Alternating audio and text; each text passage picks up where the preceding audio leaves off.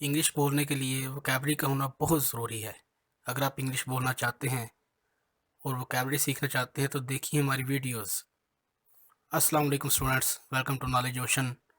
Students, आज हम English vocabulary and reading की वीडियो नंबर 4 को कवर करेंगे। इसके अंदर हम आपको मज़ीद कुछ अल्फाज के मायने बताएंगे और साथ इनके इस्तेमाल जो है वो पैराग्राफ के अंदर और सेंटेंसेस के अंदर किस तरह किस सेंस में किया जाता है वो भी आपको बताया जाएगा। तो चलिए हम अपना लेसन स्टार्ट करते हैं।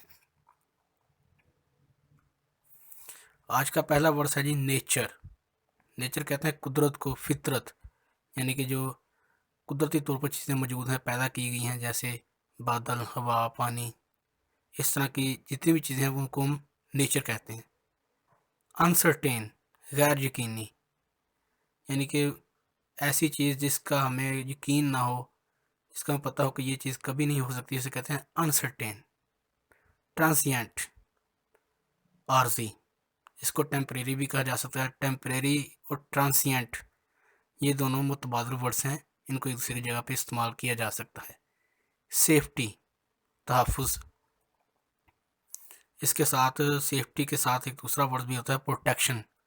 ये दोनों भी ऐसे के सेम वर्ड्स हैं, इनको एक दूसरे की जगह पे हम इस्तेमाल कर सकते हैं। स्टेप्स, स्टेप्स कहते हैं इक़दामात को, यानी कि जो भी अगर आप इक़दामात करें किसी भी चीज़ के लिए तो हम कहते हैं कि स्टेप लिया है।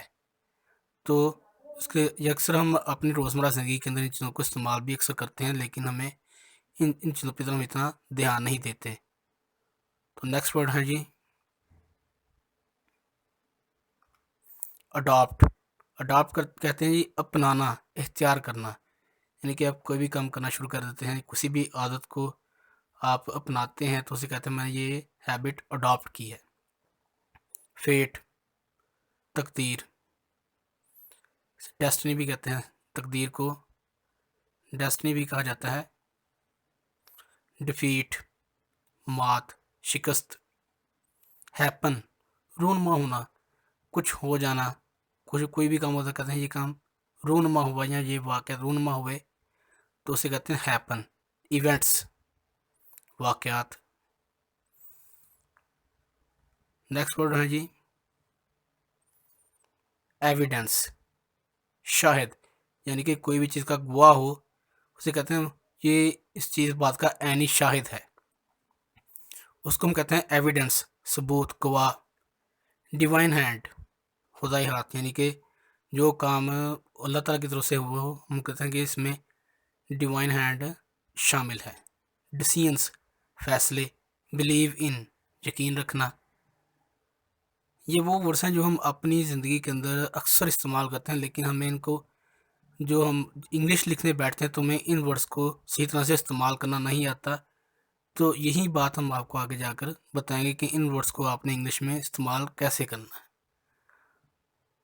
नेक्स्ट हम पढ़ेंगे पैराग्राफ, जिसमें हम आपको बताएंगे कि इन जो हमने पीछे वर्ड पढ़े हैं उनको हम इस्तेमाल करते हुए आपको दिखाएंगे कि किस तरह से किस सेंस में इस्तेमाल किए गए हैं। Life is uncertain and transient in nature, जो ज़िंदगी है कुदरती लिहाज से वो एक समझ लें कि गैर यकीनी और आर्जी है।